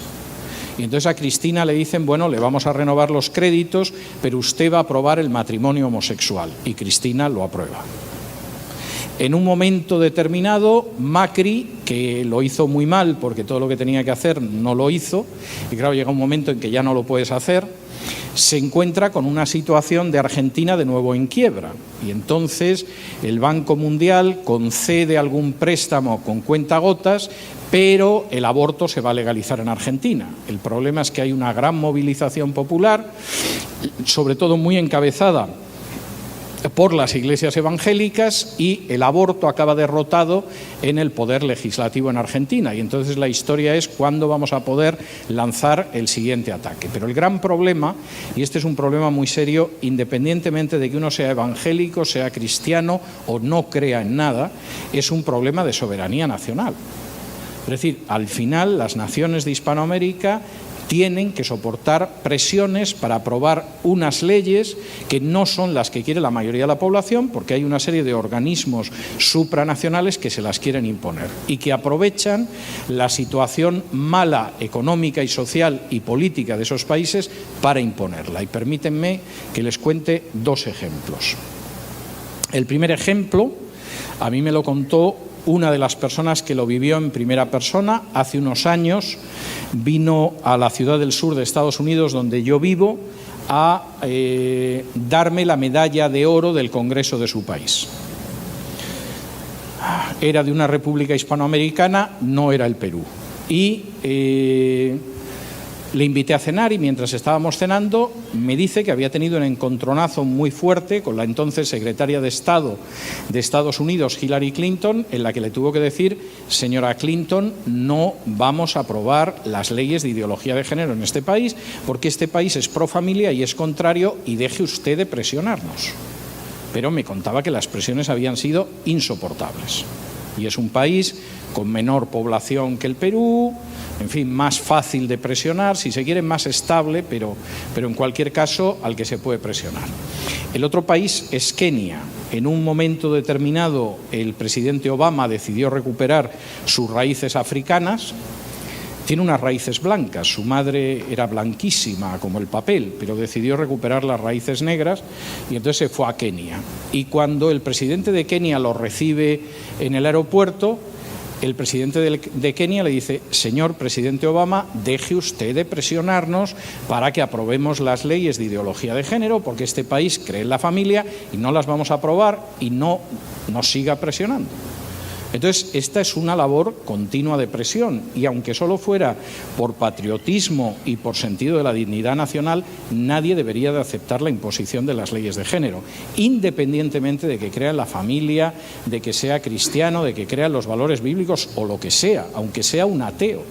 Simplemente por dignidad nacional, ningún país puede aceptar que las leyes de su país la dicte un poder que es un poder extranacional y que le impone esas leyes. Eso es absolutamente intolerable y eso es indigno. Y es un ejemplo de neocolonialismo vergonzoso. Última pregunta que tengo, pero no sé si hay más ahí. Me lo estaba temiendo, ¿eh? Dice: ¿podría darnos un ejemplo más claro de testificar?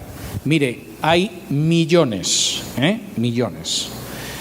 Si tiene usted un pariente que está pasando un mal rato porque le ha dejado su mujer, le puede usted hablar de la paz que puede encontrar con Cristo. Si conoce una persona enferma, puede acompañarla hablándole de Jesús.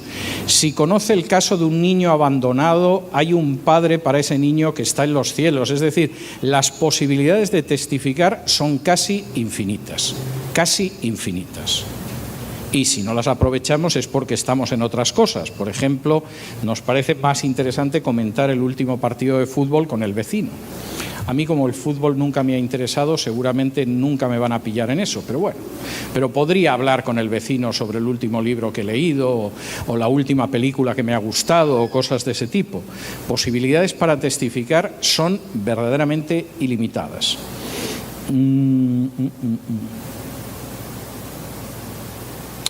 Vamos a ver, como cristianos deberíamos ver positivamente la intervención internacional de los países del primer mundo en esta parte del continente. No estamos yendo contra la soberanía de los pueblos. Bueno, vamos a ver, en la parte del mundo donde yo vivo, en concreto donde vivo, no en todo el país, sino en la parte del país donde yo vivo, hay todo un sector de la población que, si por ellos fuera, el ejército de los Estados Unidos estaría interviniendo hasta en el Polo Norte. Es decir, parece que la solución que ven para los problemas del mundo es que aparezcan los marines a tiro limpio que van a solucionar todo. Yo generalmente mis juicios, dado que parte de mi trabajo es como analista, son bastante más sosegados. Si ustedes tienen la curiosidad de ver las intervenciones humanitarias, entre comillas, las llamadas intervenciones humanitarias de los últimos 20 años, el término intervención humanitaria es un término que inventan los británicos para invadir Bosnia sin ningún tipo de autorización de la Organización Naciones Unidas. Todas las llamadas intervenciones humanitarias han sido un desastre humanitario mayor que el mal que pretendían corregir. Es decir, la invasión de Afganistán, la invasión de Irak, la invasión de Libia, la acción en Sudán y Eritrea, etcétera, etcétera, etcétera, han dado un resultado peor. Es verdad que en muchos casos desapareció un tirano repugnante, como podía ser Saddam Hussein en Irak o Gaddafi en Libia, etcétera, etcétera, pero la situación es muchísimo peor. Y además desaparece de los medios de comunicación de manera que no nos enteramos de lo que pasa. Nadie se acuerda de Libia. Es decir, en su momento vimos la invasión en Libia, se aplaudió porque iban a acabar con Gaddafi, vimos las imágenes del coronel Gaddafi cuando lo asesinaban y no volvimos a hablar de ello. Ese país está dividido en estos momentos, sigue en guerra civil, se ha convertido en un estado fallido y se sigue asesinando gente y además se trafica con seres humanos, en el sentido de subastarlos como esclavos. De modo que la intervención humanitaria, el régimen de Gaddafi no es el régimen bajo el que a mí me gustaría vivir, pero vamos, si tengo que escoger entre Gaddafi o lo que ha venido después, vamos, me quedo con Gaddafi con los ojos cerrados. Y lo mismo podría decir del resto de los países. Entonces yo personalmente soy muy escéptico en cuanto a las supuestas intervenciones humanitarias, sobre todo cuando además no las decide un organismo como Naciones Unidas, sino que la decide un país que decide salvar al otro arrasándolo totalmente, que es una manera de salvarte como mínimo llamativa. Por supuesto, estoy convencido de que hay gente que no compartirá este punto de vista y es muy respetable su opinión, pero yo solamente invito a que la gente vea lo que han sido las intervenciones humanitarias de los últimos 20 años. Porque es de eso de oír que mi país lo van a intervenir humanitariamente y buscar a qué país huyo. O sea, realmente es lo realista. Si alguna vez, Dios no lo quiera, oyen que en Perú van a intervenir humanitariamente, abandonen el país antes de que intervengan humanitariamente. Y no estoy hablando en absoluto de manera irónica, es que es así. Y Dios quiera que jamás suceda. Porque los países donde se ha intervenido humanitariamente, lo que ha quedado es verdaderamente la calcinación. ¿Sería positivo que una denominación o un pastor líder dé sus preferencias políticas en la congregación o incentive a los feligreses a seguir a ciertos personajes políticos desde el púlpito? Bueno, esto es opinable, yo lo veo muy negativo. Yo creo que la función de un pastor es ser pastor. Y si quiere dedicarse a la política, que se dedique a la política y que deje de ser pastor. O sea, es una cosa que me parece clarísima. Entonces, si una persona que ha sido pastor a lo largo de su vida, de pronto siente el llamamiento a dedicarse a la política, que se dedique a la política. Pero, como dice un refrán español, no se puede estar en la procesión y repicando. Es decir, no puedes estar pastoreando una iglesia y al mismo tiempo ser miembro del Congreso o siendo ministro. lo siento mucho, y los ejemplos que conozco en que eso ha terminado muy mal para el pastor y ha terminado muy mal para la congregación son muy numerosos. Ahora, si una persona es pastor y siente que el Señor le dice que vaya a meterse en política, es una cuestión entre él y el Señor, pero no creo que se puedan sumar las dos cosas. Segundo, yo no creo que la Iglesia deba, en un momento determinado, de apoyar a un político u a otro político, salvo, no sé, situaciones muy, muy excepcionales. La misión de la Iglesia es testificar. La misión de la Iglesia es enseñar y formar en la palabra de Dios. Y la gente de la Iglesia tiene que decidir si efectivamente vota o no, porque si una persona decide en conciencia no votar, hace muy bien, no está obligada a votar, si en conciencia no lo ve. Pero si decide votar, pues efectivamente que esa persona vote de acuerdo con la enseñanza que aparece en la Biblia. Pero yo reconozco que cuando veo por algunas iglesias, por ejemplo en el país en el que yo vivo, que van apareciendo candidatos políticos a mostrar su panorama, a mí me parece que en la iglesia se han despistado un poco, porque esa no es la finalidad de la iglesia. Como la finalidad de la Iglesia, pues tampoco sería, yo que sé, que apareciera la gente de Amway o de Herbalife para mostrar a la gente de la Iglesia cómo hacerse rica, por ejemplo. O sea, es que esa no es la función de la Iglesia. La gente viene a la Iglesia a orar, a escuchar la palabra de Dios y aprenderla, a alabar a Dios y no a escuchar a un candidato político. Si luego la gente que está en la Iglesia quiere ir a un mitin de un candidato político, lo escucha, le convence y lo vota, me parece muy bien, pero no es la función de la Iglesia. Y en ese sentido, sinceramente, tengo una opinión bastante clara. Vemos cada vez que hay muchos hermanos en Cristo, en especial pastores, que se están dedicando más a la política que al rebaño, para el cual han sido llamados a pastorear. ¿A qué cree que se debe este acercamiento a la política y el alejamiento del llamado espiritual? Bueno, de entrada eso me parece un enorme error, o sea, quiero insistir en ello. Yo no tengo nada en contra de que una persona que ha sido pastor durante años, de pronto sienta un llamamiento político y se dedique a la política. Eso me parece correcto, puede darse el caso, pero no creo que sean dos cosas compatibles. Y cuando de pronto una persona decide hacer las dos cosas al mismo tiempo, pues va subida a la vez en dos caballos y se va a dar un golpe muy grande y lamentablemente va a haber gente que lo va a padecer. Porque el llamamiento de la Iglesia es un llamamiento universal, no es un llamamiento a un partido. Y Jesús, en su grupo, lo mismo tenía gente que parecía que eran nacionalistas judíos, como era el caso de Simón Cananista, que tenía a Mateo, que era un colaborador con los romanos. Y a los dos les dijo que tenían que dejar lo que estaban haciendo para seguirlo. Y no decidió que el grupo de los 12 pues era un grupo que estaba más cercano a la izquierda o estaba más cercano a la derecha, sino que siguió el principio expresado en Lucas 13, versículos del 1 en adelante, de que si no os convertís, pereceréis. Y eso es algo que tiene que quedar claro. Y cuando no se sabe marcar sabia y sagazmente la distancia entre la política y la fe, pues se puede hacer mucho daño. Con la mejor intención, seguramente, pero se puede hacer mucho daño, porque nuestro llamamiento es un llamamiento al arrepentimiento de todos, no al voto de alguien. Y eso tiene que quedar muy claro. ¿Cuál es la mejor manera de organizar un grupo de acción dentro de la Iglesia y empezar a actuar para crear el cambio? Depende de aquello que quieran cambiar. En muchos casos está muy relacionado con la necesidad que tienen cerca. Por ejemplo, una iglesita que estuviera en un ámbito rural donde a lo mejor no hay escuelas, pues tendría que buscar la manera de crear una pequeña escuelita. Y a lo mejor es una iglesia pequeña, a lo mejor es en una zona rural, a lo mejor no podrían pagar mucho a un maestro, pero a lo mejor que podrían hacer por ese pueblecito, aparte de tener abierta la iglesia, sería crear una escuelita, y sería muy bueno. A lo mejor en el caso de esta iglesia en concreto, pues no necesitan crear una escuela, pero ya tienen personas que trabajan con homeschooling, con educación casera. Y a lo mejor la idea sería enseñar, ayudar y a estimular a otra gente para seguir ese modelo de educación.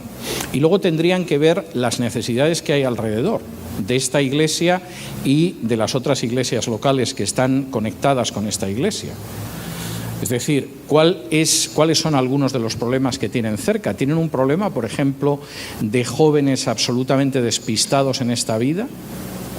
¿Y habría la posibilidad de hablar con ellos porque hay un parque cerca donde se reúne y uno puede intentar testificarles?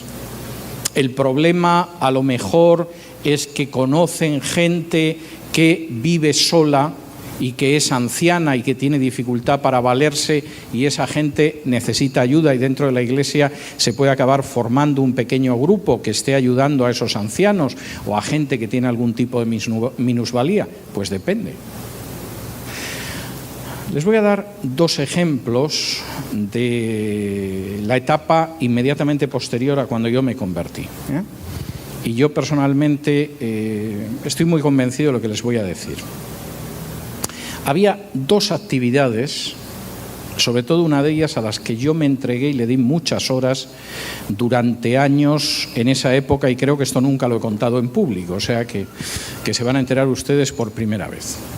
Una era un pequeño hogar de ancianas evangélico que había en Madrid. Y yo procuraba ir a visitar a las ancianas una vez al mes. Con otro grupito de jóvenes, no éramos muchos, íbamos a verlas algún sábado por la tarde, estábamos con ellas, orábamos un ratito, cantábamos unos himnos. Cuando nos íbamos, la cara de las ancianas era luminosa. Parecía que se reflejaba el sol en ellas. Hace un par de días me enteré de que habían cerrado este hogar y me dio una pena inmensa, pero teniendo en cuenta que dependía de una denominación que ha empezado a casar parejas homosexuales, no me extraña que al mismo tiempo que casan parejas homosexuales hayan cerrado seguramente lo mejor que tenían, que era un hogar para ancianas. Pues esa es una manera de cambiar, y de cambiar con el amor de Cristo donde viven.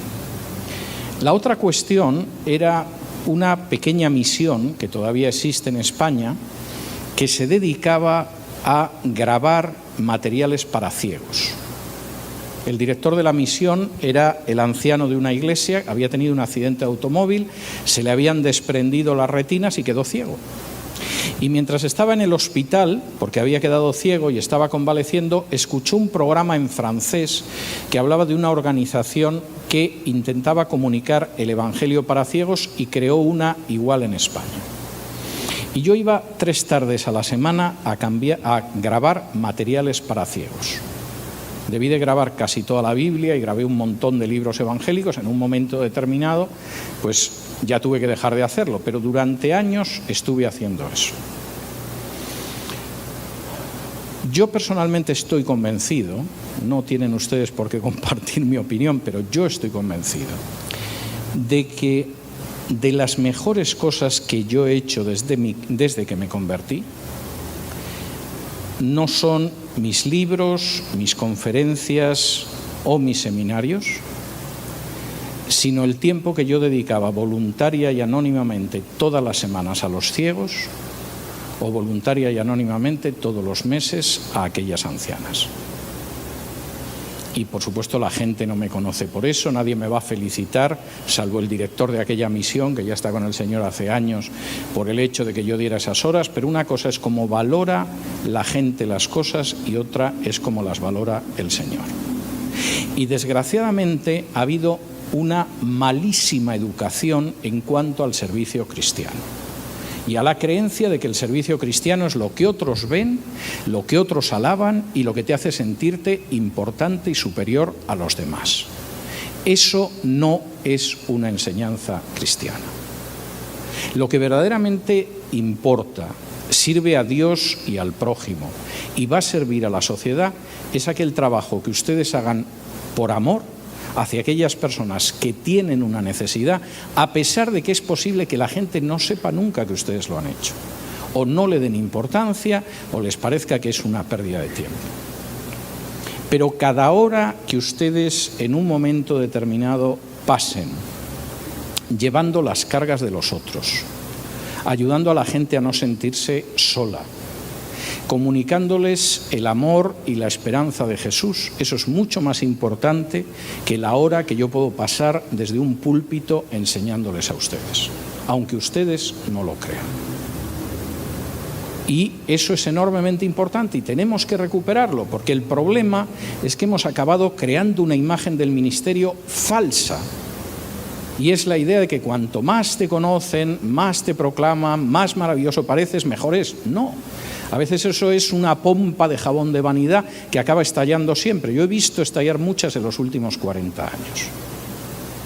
Pero aquello que ustedes sepan dar a esta sociedad en amor, el tiempo que pasen con un anciano, el tiempo que pasen con un enfermo, con un niño, el tiempo que pasen con una persona cercana o lejana comunicándole el Evangelio de Jesús, el tiempo que ustedes puedan dedicar quizá a enseñar a una persona a leer y escribir y a que empiece a leer las primeras frases a partir de la Biblia, cualquiera de esos tiempos, aunque otros no los conozcan, aunque no aparezcan ustedes en la televisión, aunque no los consideren el top one de espiritualidad, delante del Señor eso es muchísimo más grande. Y ahí se ve muchísimo más la labor de Jesús que en todo lo demás. Y es algo que de verdad tenemos que recuperar, porque lo hemos ido perdiendo. Hemos acabado confundiendo el ministerio con el circo. Y son dos cosas muy distintas. Y muchas veces me temo que incluso hay pastores, supongo que hay casos que es por buena fe, pero incluso hay pastores que entran en política porque han olvidado la grandeza de su ministerio. Y de pronto la política, pues hombre, si te sacan en televisión y todo eso te conocen más. Pero si no vamos a recibir recompensa en el reino de los cielos porque nos conozcan más. Si nadie tiene un dossier en los cielos para ver las veces que hemos salido en prensa, o si hemos escrito libros que son bestsellers, si nada de eso tiene realmente importancia, si lo único que va a quedar y que permanece al final es la fe, la esperanza y el amor, y lo más grande es el amor, como dice Pablo en 1 Corintios 13. Si quieren ustedes cambiar esta sociedad y transformarla y realmente servir al Señor y al prójimo, sirvan por amor y con amor. Y mientras no recuperemos eso, estamos perdiendo el tiempo, o como dicen en mi país de origen, tocando el violón. Esa es la realidad. De manera que ¿cómo empezamos a organizar? Si no existe una fórmula, empiecen a organizarse. Si conocen ustedes niños, ancianos, personas con minusvalías físicas, gente que necesita ayuda de cualquier tipo, empiecen a moverse, aunque empiecen 2 personas dentro de la iglesia. No se preocupen, que si la cosa es de Dios seguirá adelante, va a llegar un momento en que estarán desbordados, pero eso va a cambiar su sociedad y la va a cambiar de una manera positiva. Vamos a ver, ¿cómo evitar en nuestro país lo que sucedió en Alemania, que pasó de ser un pueblo reformado a un pueblo que apoyó a Hitler? Bueno, Hitler no era alemán, ustedes saben, bueno, si no lo saben se lo digo yo, Hitler era austriaco. De los austríacos, que son gente peculiar, mayoritariamente católica, aunque hay un sector importante de protestantes, se suele decir que es un pueblo de mucho talento porque ha conseguido convencer al resto de la humanidad de que Hitler era alemán y de que Mozart era austríaco. Bueno, Mozart no era austríaco y Hitler no era alemán, es decir, que los austríacos lo hayan hecho conscientemente o no ha sido así. Vamos a ver, cuando Hitler llega al poder en Alemania, se produce una división por razones religiosas. Hitler llega al poder en Alemania porque le apoya un partido católico, que es el partido del Zentrum, y que recibe instrucciones directas de la Santa Sede de apoyar a Hitler para la Cancillería. Y al poco tiempo de llegar Hitler al poder, la primera potencia que reconoce a Hitler es la Santa Sede, que firma un concordato con Hitler. ¿Por qué lo hace la Santa Sede? Fundamentalmente porque pensaban que Hitler iba a ser un valladar contra el comunismo, porque era muy anticomunista. El resto les traía sin cuidado. ¿Y por qué les traía sin cuidado? Pues porque las primeras leyes antisemitas de Hitler eran leyes católicas. Las leyes de Nuremberg del año 35 son una copia de las leyes antisemitas de la Iglesia Católica, no solo durante la Edad Media, sino hasta la generación inmediatamente anterior a Hitler.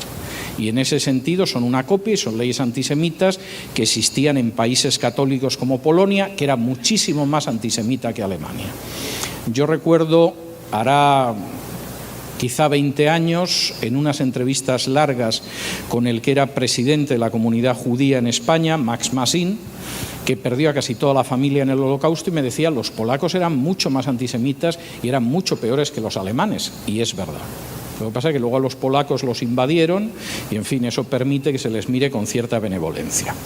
Dentro de lo que fueron católicos, en Alemania apoyaron a Hitler, pero prácticamente con muy pocas excepciones y ya avanzada la guerra. En el caso de los protestantes se produjo una división, es decir, hubo aproximadamente un tercio que consideró que Hitler era un personaje positivo, porque iba a parar el comunismo.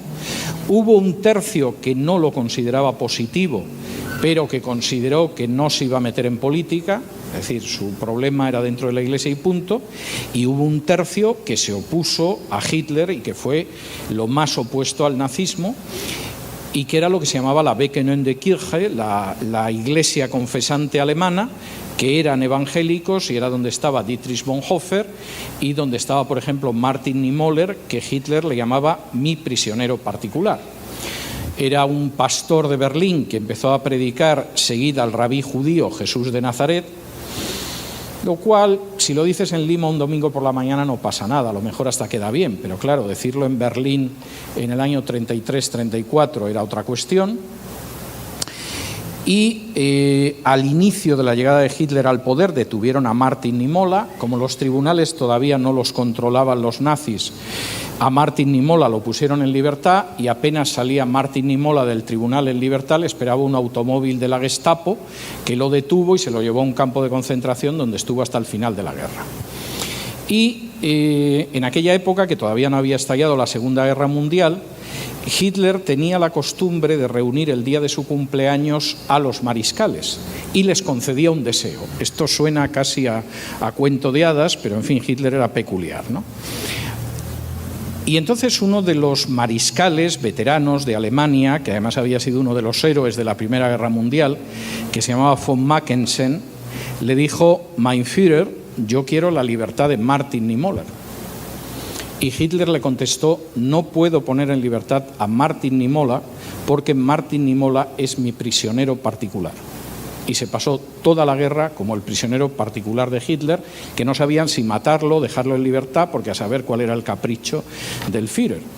¿Cómo evitar una situación así? Yo creo que la gente que se aferró a las Escrituras actuó con una enorme dignidad en una situación de tremendo peligro.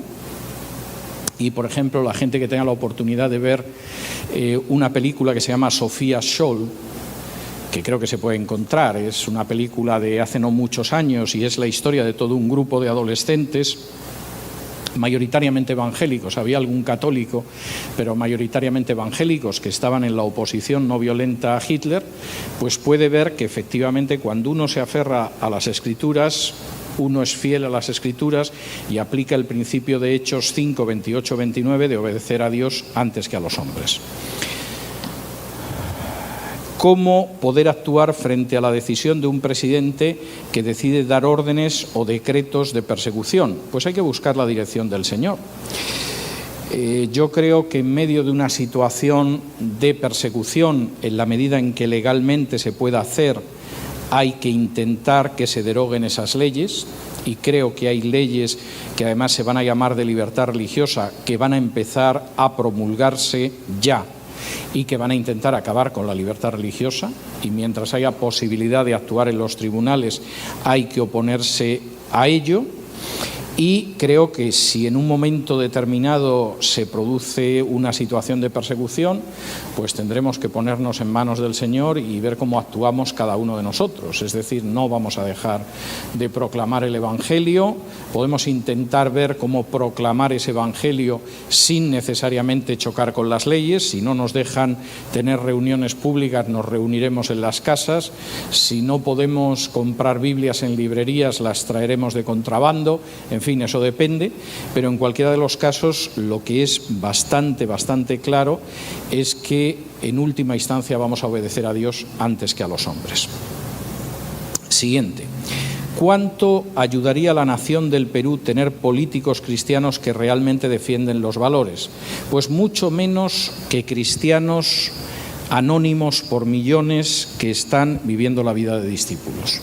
No quiero desanimar a nadie que quiera ser político, y que además sea cristiano y que defienda unos valores. No estoy en contra de ello, pero quiero ser realista. Infinitamente menos que el pueblo de Dios moviéndose al servicio de Dios en el punto en el que se encuentra.